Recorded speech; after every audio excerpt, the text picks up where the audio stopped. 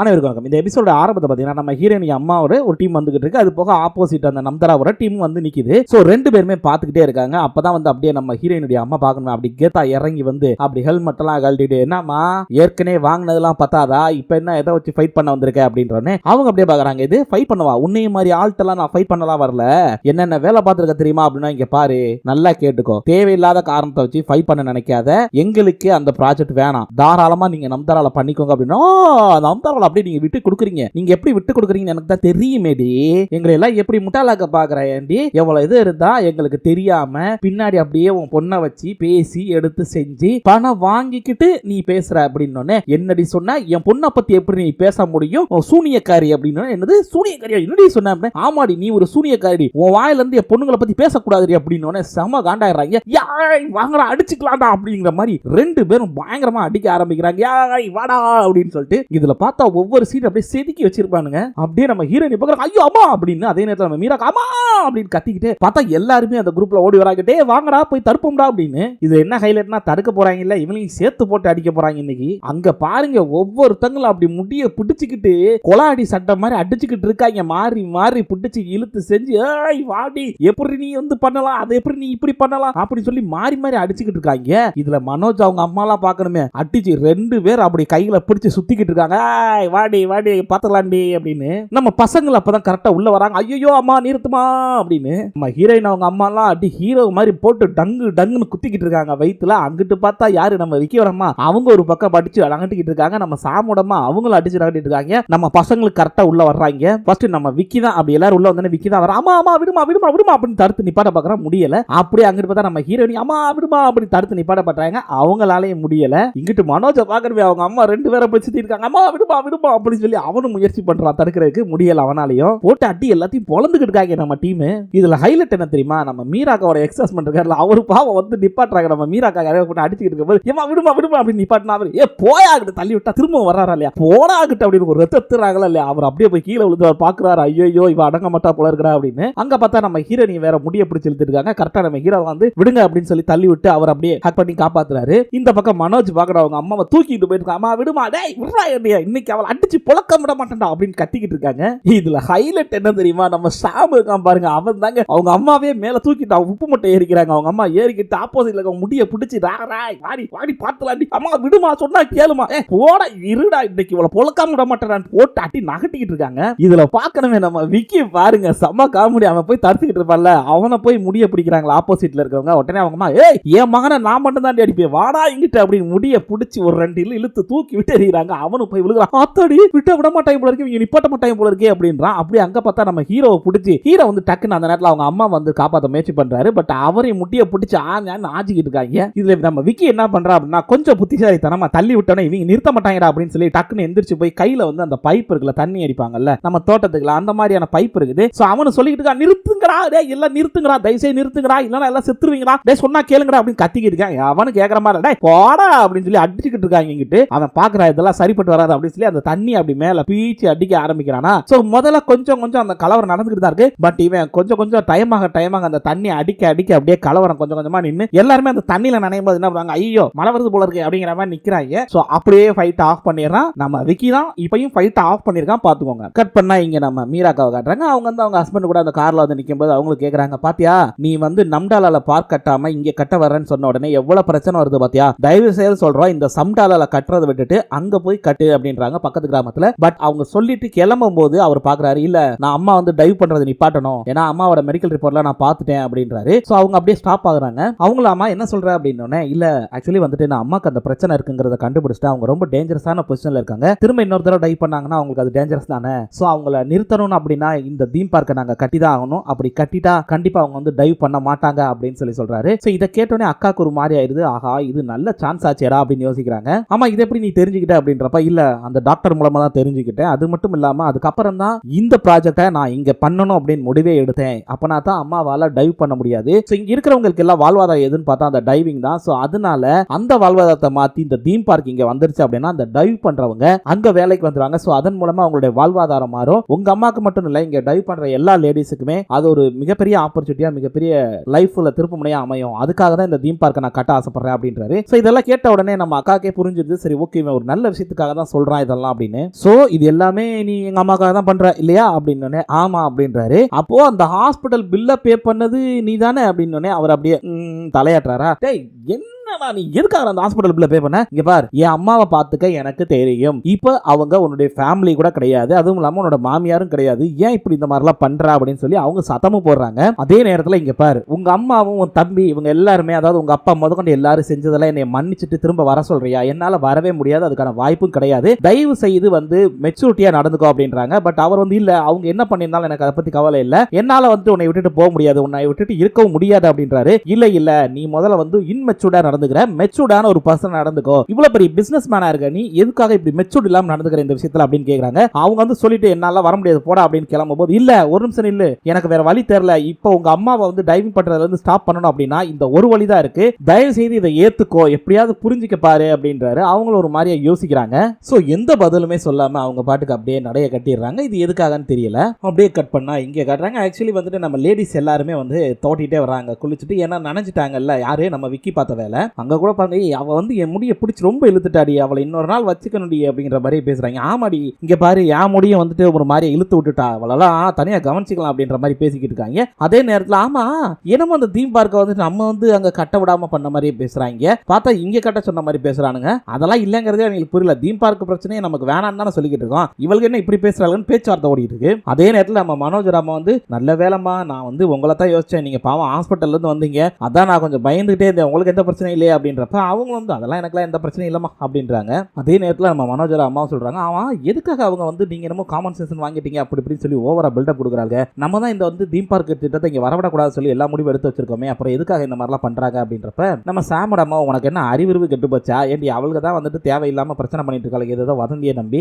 நீயும் போய் அதை போய் பெருசா எடுத்துக்கிட்டு இருக்க, பேச்ச விட அப்படின்றாங்க. அது மட்டும் இல்லாம இங்க பாருங்க, என்ன நடந்தாலும் சரிதான், அந்த திட்டத்தை நான் இங்க கொண்டு வர விட மாட்டேன், நம்மளால இந்த கடலை விட்டு, அதாவது டைவ் பண்ற இந்த விட்டுட்டு போக முடியாது, இந்த கடல் தான் நமக்கான தெய்வம், இதை எப்படி நம்ம வந்து விற்க முடியும் அப்படின்ற மாதிரி அவங்க அம்மா சொல்றாங்க. எக்காந்த கொண்டு நீங்க கவலைப்படவே வேண்டாம் அப்படின்னு சொல்லிடுறாங்க. அப்படியே கட் பண்ணாங்க. நம்ம ஹீரோனை கேட்றாங்க. அவங்க என்னடானா வீட்டுக்குள்ள அந்த ரெஸ்ட் ரூம்ல வந்துட்டு கண்ணாடி தான் தொடச்சிட்டு ஒரு மாதிரியா ஃபீல் ஆகுறாங்க. என்னாச்சு எனக்கு, ஏன் இன்னைக்கு வந்து நான் ரொம்ப ஒரு மாதிரியா ஃபீல் ஆன மாதிரி இருக்குது அப்படின்னு யோசிக்கிறாங்க. என்னடான்னு பார்த்தா ஒண்ணு இல்லைங்க, நம்ம ஹீரோ வந்துட்டு ஆக்சுவலி தடுத்திருப்பார்ல அந்த சண்டை நடக்கிறப்ப, அப்ப வந்து நம்ம ஹீரோயின் அப்படி ஒரு மாதிரியா பார்த்திருப்பாங்க, நம்ம ஹீரோ ஒரு மாதிரியா பார்த்திருப்பாரு. சோ இதெல்லாம் நினைச்சு பார்த்து ஐயோ நமக்கு என்னமோ ஆயிப்போச்சு, ஒருவேளை திரும்ப அவன் மேல நம்ம லவ் வந்துருமோ, ஃபீலிங் வந்துருமோ அப்படின்ற மாதிரி யோசிக்கிறாங்க. இதெல்லாம் யோசிச்சுட்டு ஒரு மாதிரி அப்படி வெளியே வர்றாங்களா இல்லையா, அங்க வந்து கரெக்டா நம்ம ஹீரோ கேக்குறா, என்னாச்சு தாரா, சவன் பண்ணி முடிச்சிட்டியா, நான் உனக்காக ரொம்ப நேரமா வெயிட் பண்றேன் அப்படின்னு. ஐயோ இவங்க என்னடா பண்றா அப்படின்னு குடுக்குறோம் வந்து, டேய் நீங்க என்னடா பண்ற, அப்பாடா வந்துட்டியா, சரி கிளம்புவோமா அப்படின்னு. எங்கடா, ஆமா ஈவினிங் போட்டோ எடுக்கணும், ஆக்சுவலி என்னோட ஜாப் இருக்குல்ல அதுக்காக தான் வந்திருக்கேன், வா போவோம் இன்னைக்கு ஈவினிங் போட்டோ எடுக்கணும் வா அப்படின்றப்ப அவங்க ஐயோ டே ப்ளீஸ்ரா இன்னைக்கு ஒரு நாள் விட்டுறா, நம்ம இன்னொரு நாள் போலாம்டா, தயவு செய்து கெஞ்சி கேட்கறேன்டா அப்படின்னு சொல்லிட்டு டக்குன்னு க்ளோஸ் பண்ணிடுறாங்களா. பட் இவர் வந்து தப்புன்னு திறந்து வா கிளம்பலாம் அப்படின்னு அவங்க அப்படியே பாக்குறாங்க. பார்த்தா நம்ம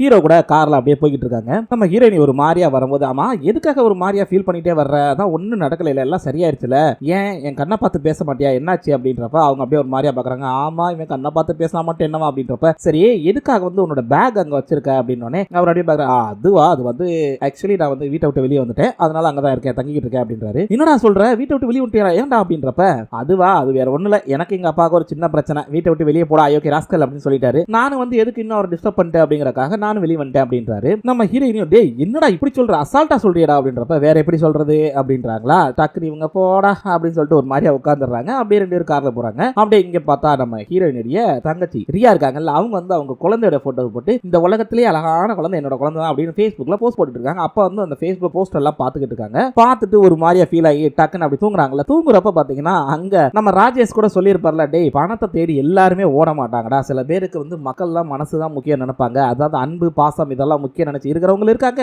உன்னைய மாதிரி பூமர் அங்கிளா எல்லாரையும் எதிர்பார்க்காத அப்படின்னு சொல்லியிருப்பாரு. அதெல்லாம் நினைச்சு ஒரு மாதிரியா சிரிக்கிறாங்க. சோ கொஞ்சம் கொஞ்சமா நம்ம ராஜேஷை வந்து ஆக்சுவலி ரியாக்கு பிடிக்க ஆரம்பிக்குதுன்னு நினைக்கிறேன். அதனாலதான் வந்து அவரை பத்தியே நினைக்கிறாங்க. அப்படியே வந்துட்டு ஒரு பக்கம் சாஞ்சி படுக்கும் போதுதான் பாக்குறாங்க அவங்க அம்மாவோட அந்த டைவிங் ஜாக்கெட் அங்க இருக்கு. அதை எடுத்து பார்த்து அம்மா இது யார் எடுத்து வச்சிருப்பா, ஒருவேளை நம்ம ரூம்ல கிடக்கு, நம்ம பொண்ணு எடுத்து வச்சிருப்பாளோ அப்படின்னு டவுட்ல வந்துட்டு அப்படியே அவங்க பொண்ணை பாக்குறதுக்காக போறாங்க. வந்தவங்க அப்படியே பாக்குறாங்க.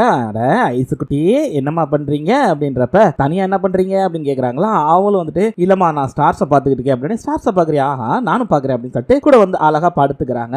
இந்த இடத்துல ஒரு அம்மா பொண்ணு தனக்கான உறவுகளை எப்படியெல்லாம் வந்து இருக்கு அப்படிங்கறத தான் காட்டியிருக்காங்க. என்ன அப்படின்னா அவங்க உட்கார்ந்து படுத்தவங்க அப்படியே பாக்குறாங்க. அவளும் வந்து கேக்குறா அம்மா ஆக்சுவலி இந்த பிக் டிப் அப்படின்னு சொல்லி சொல்றாங்கல்ல அந்த ஸ்டார் எங்கமா இருக்கு அப்படின்னா என்னமா அப்படின்னு கேக்குறப்ப அவங்களும் அப்படியா அப்படி ஒரு ஸ்டார் இருக்கா எனக்கு தெரியலையே அப்படின்றப்ப அட சர்ச் பண்ணி பாருமா அப்படின்னு சொல்லிட்டு அவங்களும் போன் எடுத்து அப்படியே சர்ச் பண்ணி பாக்குறாங்க. பார்த்துட்டு அந்த இருக்கு பாரு இதுதான் அப்படின்றப்ப இல்லம்மா எனக்கு தெரிஞ்சு அதுவா இருக்க வாய்ப்பு இல்ல, இதோ இந்த இருக்கு பாருமா இதுதான் தான் இருக்கும் அப்படின்னு அவங்க அப்படியே பாக்குறாங்க. இல்ல இல்ல இல்ல இதுதான் கரெக்ட் இதுதான் தான் இருக்கும் அப்படின்றாங்க. அம்மா கன்ஃபார்மா தெரியுமா அப்படின்னு அந்த அம்மாக்கு கன்ஃபார்மெல்லாம் தெரியல பட் ஏதோ ஓரளவுக்கு கணிச்சு சொல்றமா அப்படின்றாங்களா. அப்படியா அப்படின்னு சொல்லி சிரிச்சுக்கிறாங்க. ரெண்டு பேரும் அப்படியே கொஞ்ச நேரத்துக்கு அமைதியா அந்த பிராஸை பார்த்து ரசிக்கிறாங்க. அப்படியே அப்பதான் வந்துட்டு நம்ம ரியா கேக்குறாங்க ஆமாடாமா நீ தான் வந்து பாட்டியோட அந்த டைவிங் சூட் எடுத்து ஒளிச்சு வச்சியா அப்படின்னு. ஆமாமா அப்படின்னு சொல்லி அந்த குழந்தைய சொல்லுது. எதுக்குடாமா பயமா இருக்கா பாட்டி இன்னொரு தடவை வந்து டைவிங் போனா அவங்களுக்கு திரும்ப ஏதாவது ஆயிருமோன்னு பயமா இருக்கா உனக்கு அப்படின்னு. ஆமாமா அதனாலதான் நான் ஒளிச்சு வச்சேன், பாட்டி டைவிங் போறது எனக்கு பிடிக்கல அப்படின்னு சொல்லி அந்த குழந்தை சொல்லுது. ஏன்னா பாட்டிக்கு எதுவும் ஆயிடக்கூடாது அப்படிங்கறதுல அந்த குழந்தை ரொம்ப கான்பிடண்டா இருக்குது. ஆஹா என் செல்லத்துக்கு பாட்டி அவ்வளவு பிடிக்குமா என்ன அப்படின்னு. ஆமாமா எனக்கு பாட்டினா ரொம்ப பிடிக்கும் அப்படின்றாங்க. சோ இதை கேட்டோன்னே அப்படியே இறுக்கமா கட்டி பிடிச்சிருக்காங்க. வாடா செல்லக்குட்டி அப்படின்னு சொல்லி. சோ இந்த அணைப்புன்றது ஒரு அம்மா தன் குழந்தையை கட்டிப்பிடிக்கிற இந்த அணைப்பு இருக்குல்ல இது எல்லாருக்கும் கிடைச்சிடாதுதான் நான் சொல்லுவேன். ஒரு குறிப்பிட்ட வயசு வரைக்கும் ஆண் மகனா இருக்கட்டும் பெண் குழந்தையா இருக்கட்டும் இவங்க ரெண்டு பேருக்குமே இந்த அம்மாவுடைய அணைப்புன்றது எல்லாருக்குமே கிடைக்கும். சோ கிடைக்கிறப்ப அதை என்ஜாய் பண்ணிக்கோங்க லைஃப்ல. அந்த மாதிரியான ஒரு சந்தோஷம் வாழ்க்கையில எத்தனை கோடி இல்ல எவ்வளவு பெரிய பில்லியன் கணக்குல நீங்க பில்லியனர் ஆனாலும் சரி எவ்வளவு பேரு புகழ் எல்லாத்தையும் சம்பாதிச்சாலும் சரி அந்த ஒரு சின்ன அணைப்பு இருக்குல்ல அதுல கிடைக்கக்கூடிய சந்தோஷம் வேற எதுலயுமே கிடைக்காது. சோ அது மாதிரி இங்க வந்து தன் குழந்தையை கட்டி பிடிக்கிறாங்க. குழந்தை கூட அம்மா அதனால மூச்சு விட முடியலமா அப்படின்னு. சரிடாமா அப்ப இப்படியே தூங்கு அப்படின்னு சொல்லி சொல்றாங்க. அப்புறம் தான் கேக்குறாங்க ரியா சரிடாமா உனக்கு டால்பின்னா ரொம்ப பிடிக்குமா அப்படின்னு. ஆமாமா அப்ப நாளைக்கு டால்பின் பார்க்க போலாமா அப்படின்னு. போலாமா பட் அந்த டால்பின் வந்து நாளைக்கு வராதுலமா கடல்ல அப்படின்றாங்க. டக்குன்னு இவங்க வந்து சரி ஓகே அப்ப நம்ம வந்து அக்வாரியம் போவோம், நாளைக்கு உன்னைய அக்வாரியம் கூட்டு போறேன் அம்மா அப்படின்னு. உண்மையாவாமா அப்படின்னு. பிராமிஸா நாளைக்கு உன்னைய அம்மா அக்வாரியம் கூட்டிட்டு போவேன் அப்படின்னு சொல்லி சொல்றாங்க. ஓகேமா அப்படின்னு சொல்லிட்டு அந்த குழந்தைய அந்த ஸ்டார்ஸை பாக்குது. அவங்க அம்மா வந்து அந்த குழந்தைய பார்த்தாக்கல இருக்காங்க. சோ இப்படி ரெண்டு பேருக்குள்ள ஒரு அம்மா பொண்ணுக்குள்ள இருக்கக்கூடிய அந்த அழகான அன்பை இந்த இடத்துல காட்டியிருக்காங்கன்னு தான் சொல்லணும். அதே நேரத்துல இங்க அந்த டால்பின் சென்டர்ல வந்து நம்மளுடைய ராஜேஷ் வந்து என்ன பண்றாரு அப்படின்னா ஆக்சுவலி அந்த Facebook போஸ்ட் எல்லாம் பார்த்துக்கிட்டே இருக்காங்க. அந்த குழந்தையோட போஸ்ட் எல்லாம் பார்த்து லைக் பண்ணிக்கிட்டு இருக்காரு. அப்போ ஒரு போஸ்டர் பார்த்துட்டு அதாவது இப்ப போட்டிருப்பாங்கல்ல அந்த போஸ்டர் பாக்குறாங்க. என்னுடைய குழந்தை வந்து அழகா இருக்குது, என்னுடைய குழந்தை தான் இந்த உலகத்திலே அழகான குழந்தை அன்பான குழந்தை அப்படின்னு போட்டிருக்காங்க. சோ அதெல்லாம் பார்க்கும்போது அவருக்கு ஒரு மாதிரியா கன்ஃபியூஸ் ஆகுது. என்னடா அது இவங்களோட குழந்தைன்னு போட்டிருக்காங்களே அப்படின்னு அப்படியே அவர் யோசிக்கிறாரு. அதுக்கடுத்து அப்படியே கட் பண்ணிடுறாங்க. இங்க கட் பண்ணா இங்க நம்ம மீராக்காவை காட்டுறாங்க. அவங்க என்னடா கடற்கரை ஓரமா அழகா உட்கார்ந்து பீரை போட்டுக்கிட்டு இருக்காங்க, பீர் சாப்பிட்டுட்டு இருக்காங்க. இப்போ அப்படியே அவங்க வந்து ஒரு மாதிரியா எதை யோசிச்சுட்டு இருக்காங்க. என்னடான்னு பார்த்தா முத நாள் ராத்திரி வந்து ஆக்சுவலி நம்ம எக்ஸ் ஹஸ்பண்ட் பேசியிருப்பார்ல அவங்க மாமனார்ட்ட மாமா அவ என்னை விட்டு போறாள் என்னால படம் இல்லாம இருக்க முடியல, அவ எல்லாம் இருக்க முடியல, ஆனா படத்தை மட்டும் வச்சுக்கிட்டு என்னால ஒண்ணுமே பண்ண முடியல பாபா, எப்படியாவது என்னைய உங்க பொண்ணு கூட சேர்த்து வைக்க பாபா அப்படின்னு கத்திருப்பாரு. சோ இது எல்லாத்தையும் அவங்க கேட்டிருப்பாங்க. கேட்டுட்டு ஒரு மாதிரியா ஃபீல் ஆயிட்டு இருக்காங்க. அதே நேரத்துல இவங்க ரெண்டு பேரும் வீட்டுக்கு வந்து தூங்கி இருப்பாங்கல்ல அப்பாவும் மாப்பிளையும். சோ அதையும் பார்த்திருப்பாங்க. இவங்க பார்த்துட்டு மேல அப்படியே பெட்ஷீட் எல்லாம் போத்தி விட்டுட்டு அப்படியே பக்கத்துல உட்கார்ந்து ஒரு மாதிரி ஃபீலிங்கோட பார்த்துக்கிட்டு இருக்காங்க. சார் இவன் என்னடா வந்து நம்ம வந்து டைவர்ஸ் வாங்கிட்டு வந்துட்டோம் ஆனாலும் வந்துட்டு நம்மள மறக்காம இன்னொரு கல்யாணமும் பண்ணாம அப்படியே இருக்கானேன்னு அவங்களுக்கு ஒரு மாதிரியா ஃபீல் ஆயிருது. சோ அது எல்லாத்தையுமே அழகா யோசிச்சு பார்த்து இங்க உட்கார்ந்துட்டு இருக்காங்க. அதே நேரத்துல மெசேஜ் வருது அவர்கிட்ட இருந்து நாளைக்கு காலையில 11 மணிக்கு தம்தரால நம்ம டீம் பார்க் கட்டுறத பத்தி பேசணும், அதனால கன்வென்ஷன் ஸ்டோருக்கு வந்துருமா அப்படின்னு சொல்லி போட்டிருக்குது. ரெண்டு பேரும் சேர்ந்து ஒர்க் பண்ணுவோம் அப்படின்ற மாதிரி போட்டிருக்குதா. அதை பார்த்துட்டு அவங்களும் அட என்னடா இது அப்படின்ற மாதிரி பாத்துக்கிறாங்க. ஒரு பக்கம் நம்ம மீராக்கா வந்து ஒரு மாதிரி ஃபீலிங்கோட தான் உட்கார்ந்து இருக்காங்க. என்னடா பண்றது அதாவது வந்து அவங்களுக்கே குழப்பமா இருக்கு. ஒர்க் பண்ண போமா கூட இருந்து எங்க ஒர்க் பண்ணா திரும்ப வந்து நம்ம அவனை லவ் பண்ண ஆரம்பிச்சிருவோமோ வெறுத்து அவனை திரும்ப வந்து லைக் பண்ண ஆரம்பிச்சிருவோமோ அவங்க வந்து ஒரு பயப்படுறாங்க. சோ நம்ம தாராக்கும் அதே பிரச்சனை தான் மீராக்காக்கும் அதே பிரச்சனை தான். கட் பண்ணிங்க நம்ம ஹீரோ ஹீரோயினியை காட்டுறாங்க. அவங்க ரெண்டு பேரும் ஒரு இடத்துல உட்கார்ந்து இருக்காங்க. அழகா உட்கார்ந்துக்கும் நம்ம ஹீரோ வந்து காஃபி எல்லாம் ஊத்தி கொடுக்குறாரு.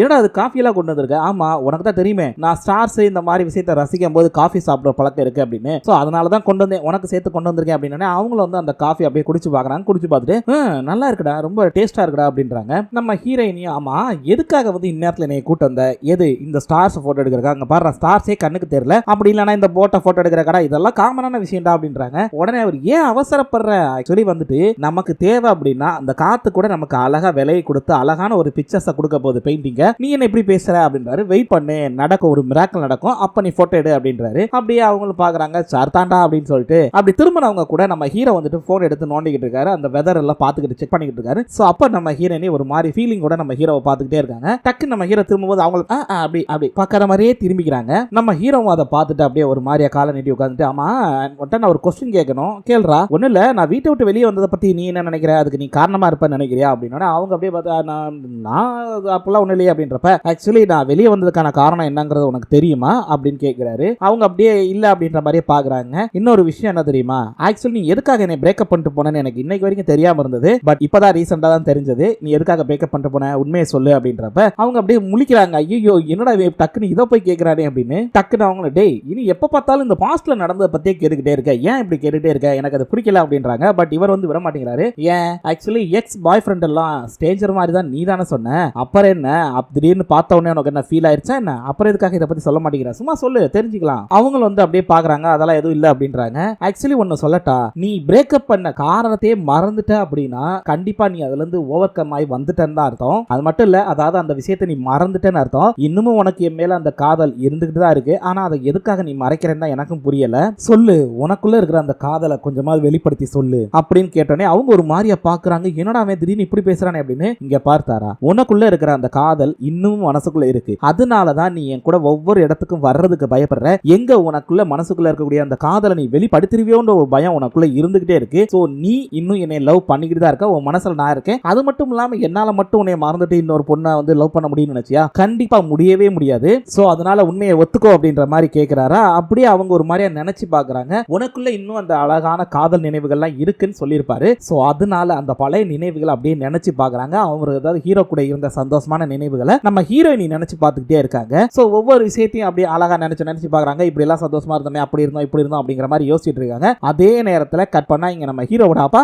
அவர் ஒரு மாதிரியா ட்ரிங்க்ஸ் பண்ணிக்கிட்டு அவருடைய ஒய்ஃப் போட்டோ வச்சுக்கிட்டு ஒரு மாதிரியா ஃபீலிங்கோட உட்கார்ந்துருக்காரு. அப்படியே கட் பண்ணி இங்க காட்டுறாங்க. இங்க நம்ம ஹீரோ ஆக்சுவலி உட்கார்ந்துருக்காரு. அவர் அப்படியே பாக்குறாரு, இங்க பாரு நம்ம ரெண்டு பேராலையும் நம்ம ரெண்டு பேரையும் விட்டு பிரியவே முடியாது, அது நடக்க வாய்ப்பே இல்ல, நீ என்ன காரணத்துக்காக வேணாலும் பிரேக்கப் பண்ணிருக்கலாம், ஆனா நம்ம ரெண்டு பேரும் திரும்ப சேர்றதுல ஒன்றும் தப்பே கிடையாது அப்படின்னு சொல்லிட்டு ஒரு அழகான கவிதையை போடுறாரு அந்த இடத்துல. காதல் இந்த உலகத்தில் எங்கோ பிறந்து எங்கோ வளர்ந்த இருவரை சேர்க்கின்றது, அப்படி இருக்கையில் ஒரே ஊரில் ஒரே நேரத்தில் பிறந்த நம்மை சேர்க்காமல் விட்டுவிடுமா அந்த காதல், அந்த காதலும் காத்து கொண்டிருக்கிறது கண்ணி உனது ஒரு வார்த்தைக்காக. இப்படி எல்லாம் அழகா டயலாக் எல்லாம் பேசி கவிதை எல்லாம் சொல்லி கடைசியில டக்குன்னு வந்து ஒரு கிஸ் பண்ணிடுறாருங்க. சோ கிஸ் பண்ண என்ன அர்த்தம், அவருடைய காதலை அழகா வெளிப்படுத்துறாருன்னு அர்த்தம். சோ இந்த மாதிரி அழகான கவிதையோட தன்னுடைய காதலை வெளிப்படுத்துறதுனால நம்ம ஹீரோயின் என்ன சொல்ல போறாங்கிறத நம்மளும் பார்க்கலாம். இந்த உலகில் எங்கோ பிறக்கும் இரு உள்ளங்களையும் மனதில் இருக்கும் எண்ணங்களையும் ஒன்று சேர்த்து திரட்டி இரு உள்ளங்களை சேர்க்கும் காதல் மிகவும் சக்தி வாய்ந்தது, அந்த அற்புதமான காதல் இவர்கள் இருவரது மனதை சேர்த்து வைக்காதா என்ன, காத்திருப்போம். இப்படி சொல்லி இந்த